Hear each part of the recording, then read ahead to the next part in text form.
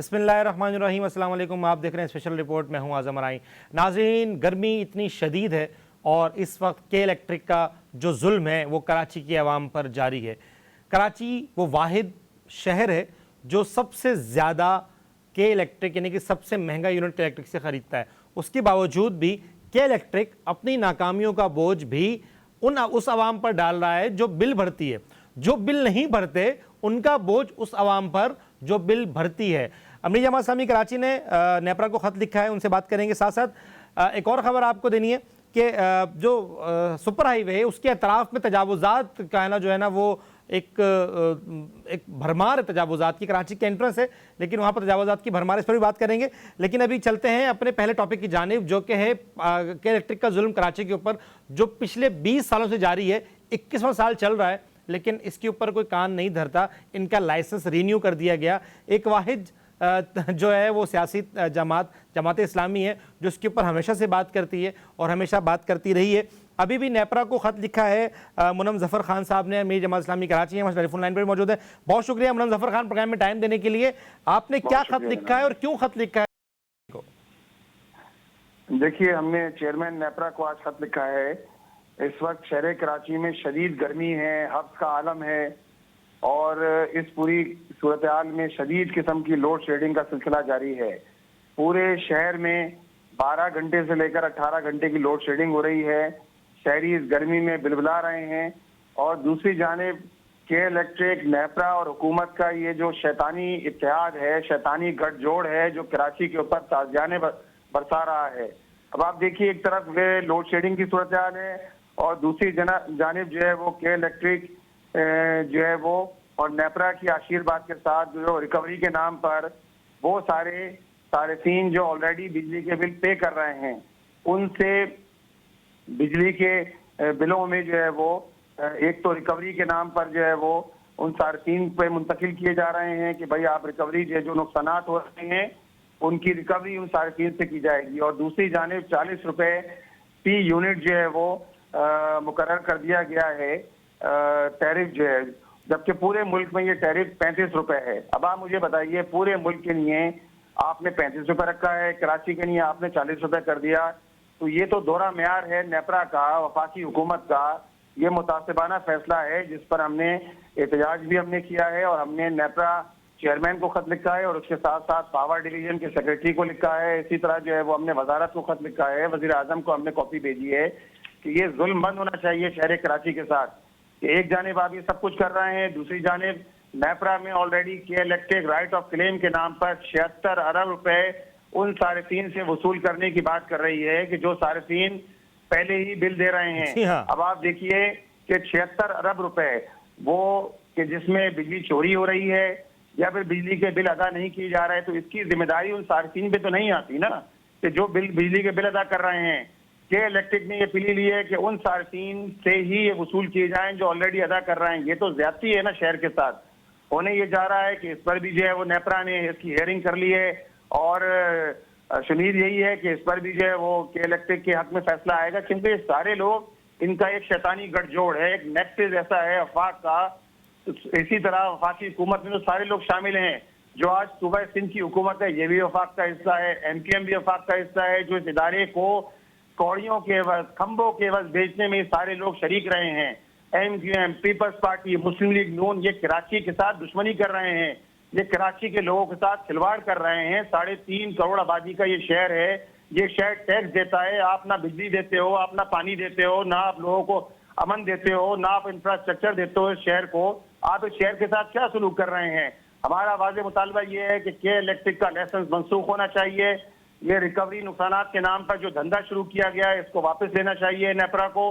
और इसी तरह इन सारे मामलात के हवाले से बुनियादी बात यह है कि NTDC से डायरेक्ट होना चाहिए है जनरेशन, जिसके नतीजे में कराची के लोग सुक्का सांस लें। अभी भी 1600 मेगावाट बिजली वो है जो NTDC दे रही है। अगर NTDC ये 2200 तक ले जाए तो कराची की इस वक्त रिक्वायरमेंट कितनी है? 3000 से लेकर 3200 मेगावाट कराची की रिक्वायरमेंट है। अगर ये 2200 NTDC से हो जाए और इसी तरह ट्रांसमिशन और डिस्ट्रीब्यूशन को ओपन कर दिया जाए, इसके अंदर जो है वो और कंपनीज को इनवाइट किया जाए, तो ये जो मोनोपोली है, ये जो बदमाशी है के इलेक्ट्रिक की, इसका खात्मा होगा। अच्छा, बिल्कुल आपने दुरुस्त बात कही कि एक तो हम पहले ही बिजली का जो यूनिट है सबसे महंगा खरीद रहे हैं। दूसरा, अब आप ये नहीं समझते, देखें, अगर कोई सारिफ बिजली का बिल अदा नहीं कर रहा और जो सारिफीन चोरी कर रहे हैं, उसमें तो के इलेक्ट्रिक का अपना अमला मुलव्विस होता है। और पिछले 2-3 दिन 4 दिन पहले मैंने एक प्रोग्राम किया, उसमें मैंने ये इस बात की निशानदेही की कि वहाँ जहाँ पर ये बिजली चोरी होती है वहाँ पर के इलेक्ट्रिक का अपना अमला मुलव्विस होता है। मेरे पास एविडेंसेस मौजूद हैं, मैं बहुत सारे इलाकों की निशानदेही कर सकता हूँ। तो ये तो सरासर जुल्म है। हम एक ऐसे मुल्क में रह रहे हैं जहाँ पर जो उससे छुट्टी ना मिली, जिसने सबक याद किया वाली बात है कि जो सारी बिजली का बिल भर रहा है वो इजाफी बिल भरेगा उनका जो नहीं भर रहा है। ये कैसा इंसाफ है? देखिए, नेपरा में अगर शहर कराची के लोगों का कोई मुकदमा लड़ रहा है तो वो जमात इस्लामी है। जी हाँ। और मैं शहर के ताजिरों को भी को भी खराज तहसीन पेश करता हूँ, इंडस्ट्रीज के लोगों को भी, वो भी मौजूद होते हैं शहर के। जब भी नेपरा की हियरिंग होती है और जमात इस्लामी अल्हम्दुलिल्लाह होती है, किसी पॉलिटिकल पार्टी को, नाम नेहाद पॉलिटिकल और जमहूरी पार्टी को इस बात से कोई गर्ज नहीं कि शहर के लोगों के साथ क्या हो रहा है। जब 76 अरब रुपए के हवाले से नेपरा ने हियरिंग की, उस वक्त जमात इस्लामी के हमारे पब्लिक एड कमेटी के इलेक्ट्रिक सेल के इमरान शाहिद साहब ने वो सारे शवाहिद नेपरा के सामने पेश किए, वो सारे बिल पेश किए कि 20-20 साल से करोड़ों रुपए जो है वो यहाँ बास फैक्ट्रियां ऐसी हैं कि जिनके बिल जो है वो 20 साल से वो अदा नहीं किए जा रहे हैं, करोड़ों रुपए के बिल हैं। ये शवाहिद पेश किए और ये सारा अमला मिला हुआ है। ये अपनी नाअहली को, अपने बदइंसानी को लोगों पर डाल देते हैं, लोगों के सरों पर, कराची के शहरियों पर डाल रहे हैं। के इलेक्ट्रिक, ये लाखों लाखों रुपए तनख्वाह लेने वाले लोग, इनको क्या गर्ज है? इनको कराची के लोगों के दुखों का अंदाजा ही नहीं है कि किस तरह लोग कर्ज से गुजर रहे हैं, अजियत से गुजर रहे हैं। बिजली मौजूद नहीं, पानी मौजूद नहीं, लोग 10-10 घंटे अपने घर से नौकरी करके जब घर पहुंचते हैं। आज देखिए ना, मलीर के अंदर IBC पे 10 दिन से धरना जारी है। वहाँ खवातीन, बच्चे, नौजवान, बुजुर्ग बाहर निकल के सड़क पे बैठे हुए IBC के सामने एहतजाज कर रहे हैं और बद्दुआ कर रहे हैं कि इलेक्ट्रिक के हक में। इस हुकूमत से जान छुड़ाने की बद्दुआ कर रहे हैं कि खुदारा इस हुकूमत से जान छूटे कि जिन्होंने लोगों को अजियत के अंदर मुब्तला कर दिया है। अच्छा, जिस तरह आपने कहा कि ये भी इस वक्त MKM, पीपल्स पार्टी, नून लीग, के सारे इत्तेहादी हैं इस वक्त फेडरल में। और अभी आपको याद होगा यकीनन पिछले दिनों जब के इलेक्ट्रिक का लाइसेंस रिन्यू होने जा रहा था तो किसी भी इत्तेहादी ने इस पर बात नहीं की। किसी भी इत्तेहादी ने यकीनन बात की, लेकिन किस तरह बात की, हुकूमत को किस तरह कायल नहीं कर पाए। उनका लाइसेंस रिन्यू कर दिया गया अगले 20 साल के लिए और कोई और कंपनी आने की इजाज़त नहीं दी गई अभी तक। इस तरह आपने कहा कोई और कंपनी क्यों नहीं आ रही, क्या वजूहत है? आखिर क्यों के इलेक्ट्रिक से कराची की जान नहीं छूट रही और क्यों बाकी जो ख़ास तौर पर अगर पीपल्स पार्टी और MKM की बात करूँ तो वो क्यों फेडरल में भी बैठी हैं, वो क्यों बात नहीं करती हैं इसके ऊपर? देखें, ये तो आप उनसे पूछिए कि वो क्यों बात नहीं कर रहा है। अगर ये कभी बात भी कर रहे हो तो इनकी मिली भगत होती है। ये के इलेक्ट्रिक को ही तहफ़्फ़ुज़ देंगे। MQM, पीपल्स पार्टी एक इदारे की निष्कारी के अंदर बराह रास्त मुलव्विस हैं। 2005 में जब निष्कारी हुई, परवेज मुशर्रफ साहब उस वक्त सदर थे, MQM उनकी इत्यादी थी, मुस्लिम लीग काफ की हुकूमत थी। इन्होंने खंभों के एवज बेच दिया, इन्होंने कॉपर वायर भी बेचकर खा गए ये लोग। जी हाँ। इस इदारे को जो दिफाई नौयत का इदारा था। और उसके बाद 2008 के अंदर जब एक मरतबा फिर इसके अक्सरियती शेयर दूसरी कंपनी के हवाले किए गए तो जनाब सदर मुमलिकत आज जिस तरह से आज जरदारी है, सऊदी जरदारी थे, MKM उनकी इत्यादी थी। ये सारे लोग हुकूमतों के मजे कर रहे हैं, इनको शहर से कोई गर्ज नहीं। और मुस्लिम लीग नून के नजदीक तो कराची कोई शहर ही नहीं है। ये इन लोगों के नजदीक तो कराची कोई शहर ही नहीं है। इनके नजदीक कराची तो सोने का अंडा देने वाली मुर्गी है। आप जो शहर 8 खरब रुपए टैक्स देता हो साल का, 13 खरब में से 8 खरब कराची ने दिए हैं 60% इस शहर को, लेकिन आप इस शहर के साथ ये सलूक कर रहे हैं। और यही लोग तो जिम्मेदार हैं। पीपल्स पार्टी, MQM, ये सब मिलकर इस लूट खसोट के अंदर बराबर के शरीक हैं। आज भी अपने मुफादात के लिए ये बयानबाजी जरूर करते हैं, लेकिन उससे ज्यादा कुछ नहीं करते। अच्छा, मुनम जफ़र साहब, जब अमीर जमात इस्लामी कराची हाफिज़ नईमुर रहमान साहब थे, बहुत एक्टिव, आप भी बहुत एक्टिव हैं, बहुत ज़्यादा कराची की आवाम की जो दर्द है वो जमात इस्लामी महसूस कर रही होती है। लेकिन आखिर क्यों सूबाई और फेडरल गवर्नमेंट में वोट नहीं मिलते, या आवाम आप लोगों को लाना नहीं चाहती, या क्या कोई और वजह के वोट मिलने के बावजूद भी आप लोगों को हुकूमत नहीं मिलती? कह रहे हैं ना, अब ये बात तो हो गई, किस्सा पारीना हो गई कि आवाम लाना नहीं चाह रहा है, आवाम जो है वो भाई जमात इस्लामी पे लोगों ने इत्मीनान किया, शहर कराची के लोगों ने। ये तो एस्टेब्लिशमेंट और उनके परवरदा जो लोग हैं फॉर्म 47 की शक्ल में शहर पे मुसल्लत कर दिए गए, फॉर्म 13 की शक्ल में बल्दियात में मुसल्लत कर दिए गए। इस शहर ने सबसे ज्यादा वोट बल्दियात में जमात इस्लामी को दिए। बिल्कुल ऐसा है। मेयरशिप जमात इस्लामी का हक था। बिल्कुल आप ऐसा मुझे है। बताइए ये कैसा शहर है कि जिसके अंदर 192 हार गया, 173 वाले जीत गए। ये खेल है जो हमारी इस्टेब्लिशमेंट इस शहर के साथ कर रही है, पूरे मुल्क के साथ कर रही है। क्या बल्दियाती इंतखाबात, क्या आम इंतखाबात में फॉर्म 47 की शक्ल में उन लोगों को मुसल्लत कर दिया गया कि जिनको एक यूसी के बराबर भी वोट नहीं मिले। 2-2 हजार वोट लेकर और 2000 को 20,000 कर दिया गया, 2 के सामने 3 लगाकर 32,000 कर दिया गया। ये तो हाल है इस मुल्क के अंदर। अगर आपको मुल्क को इस तरह चलाना है, ट्रांसपेरेंसी नहीं होगी, पॉलिटिकल स्टेबिलिटी नहीं होगी, तो उसके नतीजे में आपकी मईशत क्या होगी? बेड़ा गर्क होगा उसके नतीजे में, और कुछ भी नहीं होगा। और यही कुछ हो रहा है।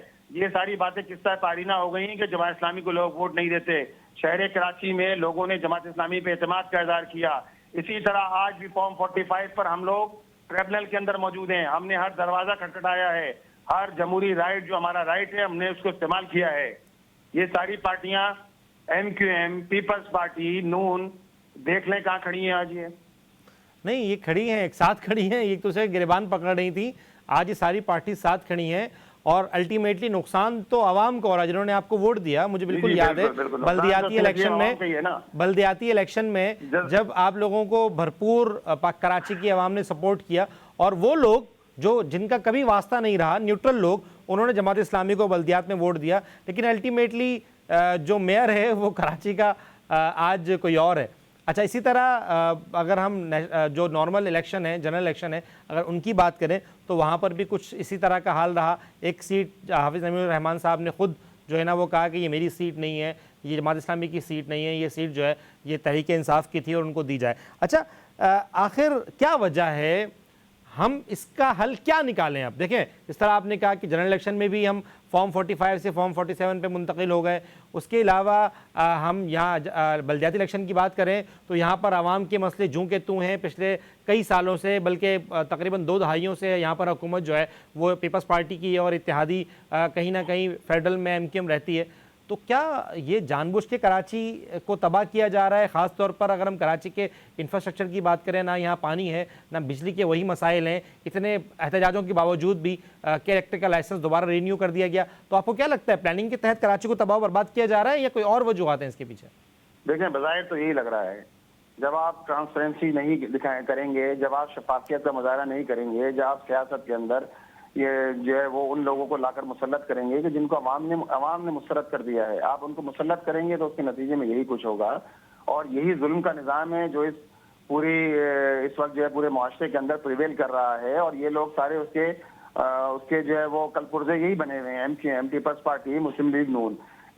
इसका तो हल देखें, बात यह है कि जमात इस्लामी स्ट्रगल कर रही है, हम अवामी जद्दोजहद कर रहे हैं, हमारा अवाम से रब्ता है और हम मज़ाहिमत की सियासत कर रहे हैं, हम मज़ाहिमत कर रहे हैं, हम गलत को गलत कह रहे हैं। और आप देखें कि वक्त ने साबित किया है कि एक मसला नहीं, शहर के अभी सिंध बिल्डिंग कंट्रोल अथॉरिटी जिसने शहर की रेजिडेंशियल इलाके के को कमर्शियल डिक्लेयर करके उन सारी जगहों पर प्राइम लोकेशंस पर कब्जा करना ये लोग चाह रहे थे, जिसके नतीजे में शहर की हैयत बदल जाती।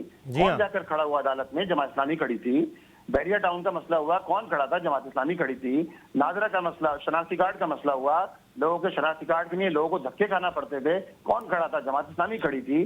तो अल्हम्दुलिल्लाह ये हमारी स्ट्रगल है जिसके नतीजे में रास्ते खुलते हैं और जमात इस्लामी ये जद्दोजहद करती रहेगी, मज़ाहिमत करती रहेगी और इंशाअल्लाह ताला आवाम के साथ मिलकर इन जालिमों से अपना हक लेंगे। अच्छा, अगर नेपरा ने ये फैसला के इलेक्ट्रिक के हक में दे दिया, एक तो बिजली महंगी ऑलरेडी हम ले रहे हैं, उसके अलावा अगर रिकवरी वाला फैसला भी नेपरा ने कैरेक्टर के हक में दे दिया, तो जमात इस्लामी का खासतौर पर कराची के जो अमीर हैं उनका अगला लाहेमल क्या होगा?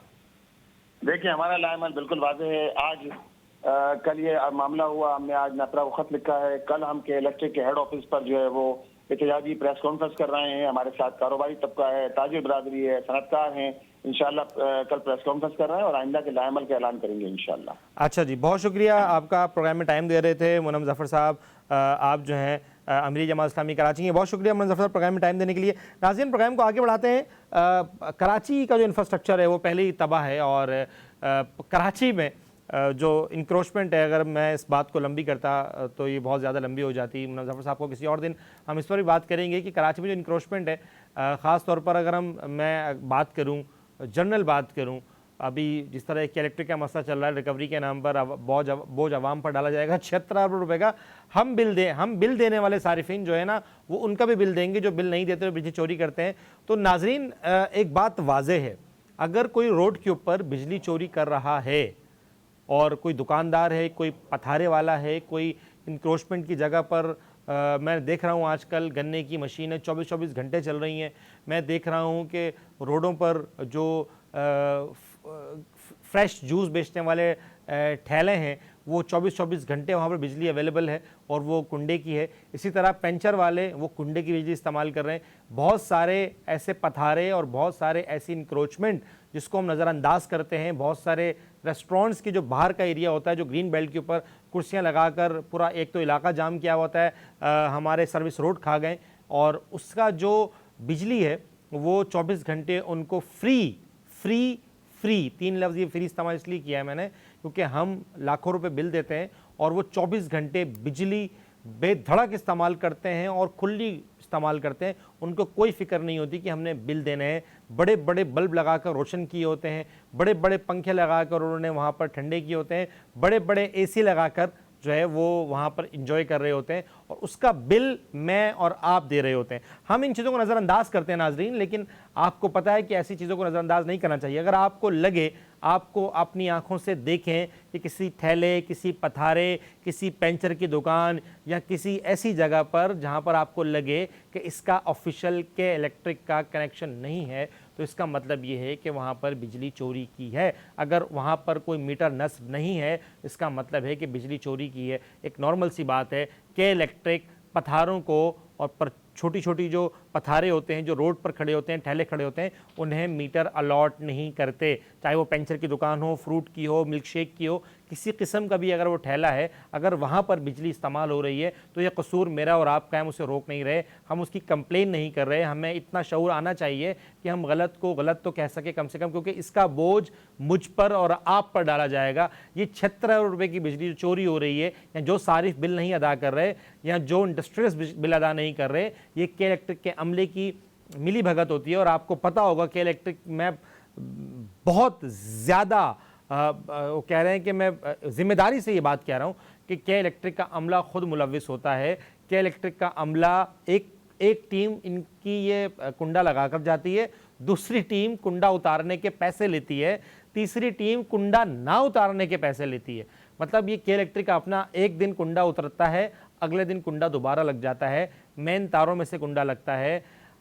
जो एरियाज़ बिजली से मुस्तस्ना हैं लोड शेडिंग से, वहाँ पर लोड शेडिंग हो रही है। वहाँ पर सुबह सुबह मेरे ख़ुद के घर में सुबह 7 बजे लाइट चली जाती है और 8 बजे जो है ना, वो 8 बजे तक लाइट नहीं आती। हालांकि हमारा एरिया जो है ना वो मुस्तस्ना है और हम प्रॉपर बिल भी देते हैं। अच्छा, हम मज़ीद आगे बढ़ते हैं। ये इसी की एक कड़ी है जो इंक्रोचमेंट आजकल चल रही है, और यकीनन जब इंक्रोचमेंट होगी, एक गैर कानूनी इमारत होगी या कोई गैर कानूनी चीज़ होगी, तो उसके ऊपर बिजली भी इस्तेमाल होगी और उसका बिल मैं और आप देंगे। सोराब गोट यानी कि नेशनल जो हमारा सुपर हाईवे है, इसके अतराफ़ में बहुत महंगी और ग्रीन बेल्ट की ज़मीन है जो कि रियासत पाकिस्तान यानी कि मेरी और आपकी मिल्कियत है, जिसके ऊपर कब्ज़ा जारी है और धड़ल्ले से जारी है। हुकूमत के नाक के नीचे कब्ज़े हो रहे हैं, लेकिन हुकूमत को फ़िक्र ही नहीं है, क्योंकि कराची को कोई ओन नहीं करता। बस कराची जो है ना वो चला रहा है अल्लाह ताला इसको। तो फराजुर रहमान साहब ने एक रिपोर्ट बनाई और उन्होंने खुद वो वीडियो भी बनाई। फराजुर रहमान साहब जो है ना बानी है पाकिस्तान बिजनेस ग्रुप के और साबिक सदर हैं काटी के। फराज साहब, बहुत शुक्रिया प्रोग्राम में टाइम देने के लिए। अस्सलाम वालेकुम।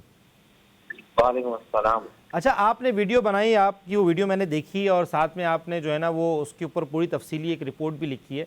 क्या देख रहे हैं कि कराची के जो मेन सुपर हाईवे है, जहाँ पर पूरे पाकिस्तान से लोग अगर दाखिल होते हैं तो वो देखते हैं कि ये कराची है। जब टूल टैक्स के बाद लिखा होता है कि वेलकम टू कराची, तो हम देखते हैं कि दोनों तरफ कचरा है, दोनों तरफ अजीब अजीब किस्म की इमारतें हैं, अजीब अजीब किस्म की गाड़ियाँ खड़ी हैं, बजरी और ठेला पता नहीं क्या क्या खड़ा है, और उसके ऊपर ये शदीद किस्म की जो है ना वो इंक्रोचमेंट हो चुकी होती है। दीवारें बन गई हैं। वीडियो देखी जा सकती है, आपकी स्क्रीन पर आ रही होगी।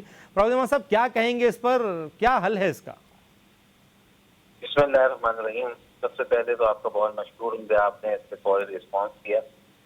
देखिए, बात ये कि ये मुल्क हमारा आपका सबका है जी हाँ। और कराची शहर जो है वो इस मुल्क की शहरक की एक मिसाल रखता है। और कराची की शहरक जो है वो सुपर हाईवे है और सुपर हाईवे की शहरक जो है वो सुराब कोट है। जी हाँ। और सुराब कोट से जब हम लोगों को क्या मैसेज दे रहे हैं कि सुराब कोट से जब नूरियाबाद आपने आबाद करने की बात कर रहे हैं, आप नूरियाबाद में इंडस्ट्रियल पार्क लाने की बात कर रहे हैं, आप साइड सुपर हाईवे पे इंडस्ट्रीज आपकी अरबों रुपए की एक्सपोर्ट करती हैं, ये तमाम चीजें एक जगह, तो आप क्या उनसे एंट्रेंस होने की, क्या उनका मतलब उनकी एंट्रेंस में उनसे छीन लेंगे? बात ये कि क्या वो ग्रीन बेल्ट से की वजह से और जो कंजेशन जिसकी वजह से आज मैं अपने जमीन पे यानी जो मैंने लेके वहां रखी हुई वह कंस्ट्रक्शन से इस वजह से नहीं करवा रहा और इसी वजह से इंडस्ट्री नहीं डाल रहा कि यार ये 1.5 घंटे का कंजेशन कौन बर्दाश्त करेगा? ठीक है, उस पे जो है ये ग्रीन बेल्ट कब्जा कर रहे हैं और ग्रीन बेल्ट कब्जा करके अभी हम जो है पिछले 10 साल के अंदर जो ग्लोबल वार्मिंग नहीं हुई कराची के अंदर, पूरे पाकिस्तान के अंदर 2% जो है वो ग्लोबल वार्मिंग का रेट इस साल बढ़ गया। जी हाँ। कोई है पूछने वाला और कोई है देखने वाला? क्या ये ग्रीन बेल्ट जो है खत्म करके हम अपने मुल्क, अपने आने वाली नस्लों के साथ दुश्मनी नहीं कर रहे? 22 साल की लीज पे देने की बातें सुनने में आ रही है, कानों में आ रही है। ये कोई दुख है कि जुल्म है? जुल्म दर जुल्म करते चले जा रहे हैं। शहर की बात तो मैं करता ही नहीं हूँ, मैं तो मुल्क की बात करता हूँ। मुल्क की अगर बात कर रहे हैं और आप बात कर रहे हैं कि बैरूनी खतरात से हमें निपटना जरूरी है, तो मैं कहता हूँ अंदरूनी खतरात से भी उतना ही इम्पोर्टेंट है हमें निपटना। जी हाँ। तो बात यह है कि ये हमारी थोड़ी सी बदकिस्मती है कि तमाम स्टेक होल्डर एक व्यक्ति यहाँ पे, जब मेरे प्रोजेक्ट की लॉन्चिंग थी मैंने मुर्तजा भाई को फोन किया, मैंने कहा मुर्तजा भाई ये रोड का कंजेशन का बड़ा इशू है और ये इतनी बड़ी चौरंगी आपकी ने बनवा दी है। उन्होंने कहा जी हमने नहीं बनाई, NHA ने बनाई है। हम NHA को रिक्वेस्ट दिए कि ये चौरंगी के बड़े होने की वजह से रोड कंजेशन हो जाता है। जी हाँ। हमने कहा तो कुछ आप भी हल निकालें। चलें जी, मेहरबानी तो उन्होंने वो बंद कर दिया। बंद कर दी तो उसका भी कोई सूरत हाल नहीं, कोई पुरसान हाल नहीं है। सर, इस शहर के सफे को होने की जरूरत है। इस शहर के एक एक नौजवान को अपने घर के सामने की गली को ऑन करने की जरूरत है। जी हाँ। और ये सबसे बड़ा आलमिया जो अभी मैं सुपर हाईवे पे ही ट्रैवल कर रहा हूँ, तो जिस वक्त आपको ये फोन मैंने दिया है, तो इस वक्त भी मैं ये बात आपको से कह सकता हूँ कि सर बड़ा क्रैकडाउन है। ये आप इतना देखते हैं नहीं, आप रोड बना दें, NH40 बना दे, सब कुछ बना दे, मगर एंड में जाकर वहां मैं 1.5 घंटे लगा दूं तो यहाँ तक आने में लगते हैं और 1.5 घंटे जो है वो मुझे सिर्फ कराची शहर में दाखिल होने में लगते। तो ये जुल्म नहीं तो और क्या? बिल्कुल ये जुल्म है। अच्छा फराजुर रहमान साहब, आपने बड़ी अच्छी चीज़ की निशानदेही की है। इस वक्त कराची के तमाम जो शाराएँ हैं उनके सर्विस रोड जो हैं वो अवेलेबल ही नहीं है, आम पब्लिक के लिए नहीं है। वहाँ पर रेस्टोरेंट्स बने हुए हैं, वहाँ पर लोगों ने पक्के पक्के ग्रिल बना दिए हैं, कहीं मैकेनिक्स बैठे हैं, कहीं चाय के ढाबे हैं, कहीं चाय के होटल हैं, कहीं रेस्टोरेंट वालों ने अपनी जो है ना वो तख्त लगा दिए हैं, कुर्सियाँ लगा दी हैं। आखिर क्या वजह है कि इतने बड़े metropolitan city, in the only metropolitan city in Pakistan, Karachi, metropolitan city होने के बावजूद, इंडिविजुअल इदारा होने के बावजूद, KMC होने के बावजूद, पूरी मशीनरी होने के बावजूद, तमाम तर कवानीन मौजूद होने के बावजूद ये हाल है एक ऐसे मेट्रोपॉलिटन सिटी का जहां से एक बहुत बड़ी आवाम भी रहती है और बहुत ज़्यादा टैक्सेस भी दिए जाते हैं? देखिए जी, सबसे पहले तो मैं आपको बताऊं, देखिए हुक्मरान चाहते ही नहीं थे कि आवाम को किसी तौर पे रिलीफ मिले, आवाम रिलीफ में आए, है ना। यहाँ हर बड़ी मछली छोटी मछली को खाने में लगी हुई है। आप मुझे एक बात बताइए कि अगर मैं अपने घर का 1 फीट छज्जा बाहर निकाल दूं तो SPCA वाले आ जाते तोड़ने के लिए। जी हाँ, ऐसा ही है, ऐसा ही है, बिल्कुल ऐसा ही ठीक है, कच्ची आबादी या ये गोटाबाद के नाम पे जो ये रोजाना नई नई स्कीमें और ये बना के बेच रहे, KMC लीजों की बात कर रहे हैं, जिस पर मैंने अभी थोड़े दिन पहले भी बयान दिया था कि मुझे हैरत होती है कि चीफ मिनिस्टर सिंध जो है मुराद अली शाह साहब कहते हैं कि जी मुबारक हो, हमने इतनी कच्ची आबादियों को लीजें दे दी। वाह, क्लैपिंग करने का दिल चाह रहा था मेरा उस खबर। यानी आप जो है वो एक लीगल प्रोजेक्ट की लीजें बंद कर दो और कच्ची आबादी को लीजें दे दो। जी हाँ। और कच्ची आबादी तो सर मेरी अपनी जमीन के ऊपर बना के उस पे भी उन्होंने लीजें दी है। मैं तो उसका मतलब भुगता हुआ हूँ। यानी प्राइवेट जमीनें जो है वो तक कच्ची आबादी के अंदर आई और कच्ची आबादी की लीजें उसकी दे दी। आपने किस हद से दे दी भाई? किसी और की जमीन है। ठीक है ना, जी हाँ। करोड़ों रुपए की जमीन है नॉर्थ नाजमाबाद जियाउद्दीन हॉस्पिटल के सामने। ठीक है, कौन जिम्मेदार है जी? हमारे हमारे बाप ने खरीदी वो जमीन, हमारे बाप की जमीन थी, कौन जिम्मेदार था वो? ठीक है ना, बात ये कि इस तरह से जो है ना सिलसिला जारी और जारी है। आज मेरी जमीन पे कब्जा हुआ है, कल आपकी जमीन पे कब्जा होकर कच्ची आबादी की लीजें चली जाएगी, कोई कोर्ट पे बना के बेच देगा। कोर्ट जो है जो फाइनलाइज कोर्ट से उसकी हुदूद से कई कई गुना बाहर एकड़ों पे जमीनें फैला चुके हैं, एकड़ों पे कोर्ट फैला रहे हैं। और रोजाना आज भी दिख रहा है। आप चले मेरे साथ, मैं दिलवाता हूँ आपको कोर्ट की जमीन। बिल्कुल ऐसा ही है, बिल्कुल ऐसा ही है। किसी दिन ठीक है चलेंगे ना? और इंशाल्लाह तो इसके ऊपर पूरी उस रिपोर्ट वक्त बनाएंगे। जनाब, तो जनाब वाली बात यह है कि इस पे ही तो सबसे बड़ा मोहम्मद मतलब ये है कि हम शहरी और जो हमारे देही इलाके हैं हम उससे खुद जानबूझ के तफरीक डाल रहे हैं। जी हाँ। हम तफरीक डाल रहे हैं और फिर हम ये समझ रहे हैं कि जी सामने वाला कुछ बोलेगा नहीं। अच्छा, मैं आपसे ये कह रहा था, आज जब आप काटी के सदर थे उस वक्त तो आपके हुकूमती नुमाइंदगान से बड़े करीबी रवाबित भी थे और आप ख़ुद भी बड़े मुतहर्रिक थे कोरंगी की चीज़ों को लेकर। कोरंगी इंडस्ट्रियल एरिया है और वहाँ पर भी आप रोड्स, इंफ्रास्ट्रक्चर, सहूलियात, उसका फ़ुक़दान जो है वो नज़र आता है। और हम देखते हैं, जब हम ऑफिस आते हैं हम तब भी देखते हैं कि गुज़रना मुश्किल होता है, इतने शदीद ख़राब रोड हैं। और ये वो इलाका है जहाँ पर सबसे ज़्यादा एक्सपोर्ट्स यहाँ से होती हैं और सबसे ज़्यादा टैक्सेस जो है ना यहाँ से जाते हैं, लोगों को रोज़गार यहाँ पर होता है। जब कोरंगी इंडस्ट्रियल एरिया का इंफ्रास्ट्रक्चर हुकूमत की तरफ से गैर जो है ना तवज्जो का शिकार होगा तो बाकी शहर का क्या हाल होगा? कर दूं, सबसे बड़े न्यूज़ चैनल भी वहीं पे। जी हाँ, मैं भी बिल्कुल वहीं बैठा हूँ और इस वक्त मैं कोरंगी में बैठ के शो कर रहा हूँ ये वाला। ठीक है ना। अच्छा, इसकी वजह Korangi association of trade industry है जो वहाँ वो आना चाहते हैं, मगर वहाँ के इदारती इश्यूज इतने ज्यादा है कि अगर रोड के इस कोने मतलब बिला वजह में रोड के इस कोने के वाले से एनओसी ले ली तो रोड के इस कोने वाला जो आपका नाजिम है, नाइब सिटी वो जो चेयरमैन है वहाँ का, जी हाँ। वो जी खुदाई रुकवा देगा कि नहीं आपने इससे एनओसी दिया, मुझे भी एनओसी के पैसे दे। ठीक है, इस किस्म की सीधी हरकतें हैं। ट्रेड लाइसेंस के अंदर बड़े घपले हैं, रोडों के हैं, नालों के हैं, सेवरेज के हैं। इतने मसाइल थे जिन्हें मैं रोडों पे उतर के लड़ के हल करता था। मैं हमारे मुखैर हजरात जो है उनसे फंड्स और डोनेशन मांग के नाले साफ कराए 30 साल 25 साल बाद। 25 साल यानी जब मुस्तफा कमाल तो उससे वो नाला डाला है तो उसके बाद साफ ही नहीं हुआ था। तो साफ करने के लिए वो जो है वो वहाँ मशहूर मतलब की जो भी हम टीम थी उसमें डीसी आबिद थे और उसके अलावा भी और भी टीम थी, नाम सबके जहन में नहीं मेरे, मगर उन सब टीमों ने मेरे साथ शमूलियत इख्तियार की और मेरा साथ दिया। अब 50% मैंने अगर मुझसे शिकायत की वहाँ के एडमिनिस्ट्रेटर ने कि जी हमारी गाड़ी खराब है, हम कैसे सही कराए, तो वो गाड़ियां भी हमने चंदे जमा करके करा के दी और उस पर जो है आगे अब आपको सफाई कर। अच्छा फराज साहब, आपकी आवाज़ जो है ना वो बहुत डिस्टॉर्ट हो रही है। अगर आप किसी ऐसी जगह पर हैं जहाँ पर आप सही सिग्नल आ रहे हो, क्योंकि आपकी आवाज़ कुछ समझ में आ रही है और कुछ समझ में नहीं आ रही, शायद आप आउट ऑफ रीच एरिया में हैं। तो कोशिश करें कि किसी ऐसी जगह पर अगर आप रुक सकते हैं तो रुक जाएं, अगर आप ट्रैवल कर रहे हैं, ताकि हम आपको सही से सुन सकें। अब देखें आवाज़ सही है जी, अब बेहतर है।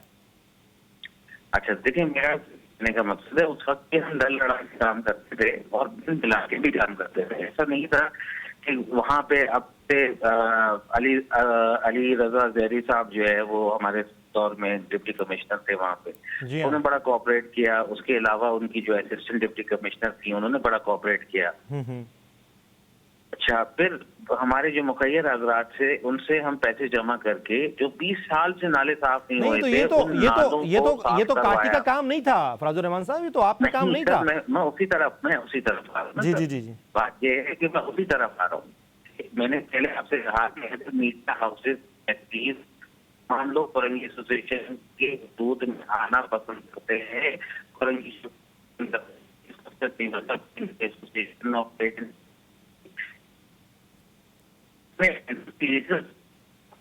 काम करते और फराज साहब, हम आपको सुन नहीं पा रहे। कि आज वो एक इदारे की सरपरस्ती में आके रहना पसंद करते हैं। अदरवाइज सर कोयंगी के अंदरूनी हालात जो आप देख रहे हैं जाहिर से ज्यादा बेहतर जानते हैं, कि मौका मिला तो उस पर भी एक वीडियो बनाऊंगा कि किस तरह लोग इंडस्ट्रीज बनाने वाले हैं, बड़ा करने वाले हैं, वो इस वक्त के मेहमान हैं। अगर हम 32 एरिया है।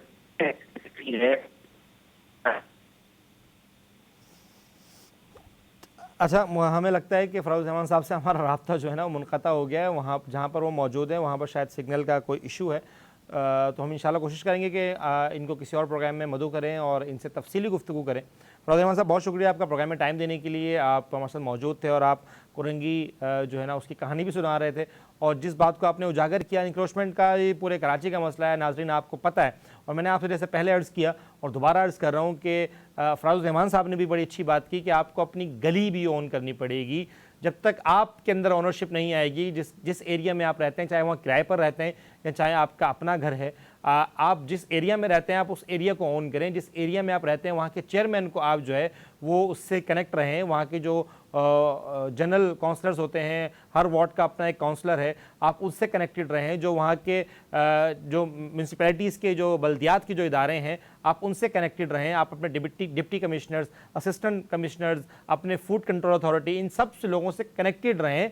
उनके नंबर्स आपके पास मौजूद होने चाहिए, उनकी हेल्पलाइन आपके मौजूद होनी चाहिए। जो सिंध सॉलिड वेस्ट मैनेजमेंट है उनके जो इदारे हैं, जो सिंध सॉलिड वेस्ट मैनेजमेंट है उनके जो इदारे हैं, उनके जो सरबराहान हैं आपके इलाके के, उनसे आप कनेक्टेड रहें। जो आपके पानी के और आपके जो सिंध बिल्डिंग कंट्रोल अथॉरिटी के एक्सियंस हैं आप उनसे मुंसलिक रहें, ताकि आपको इदारों का पता हो, आपको शिकायत का अजाला हो सके।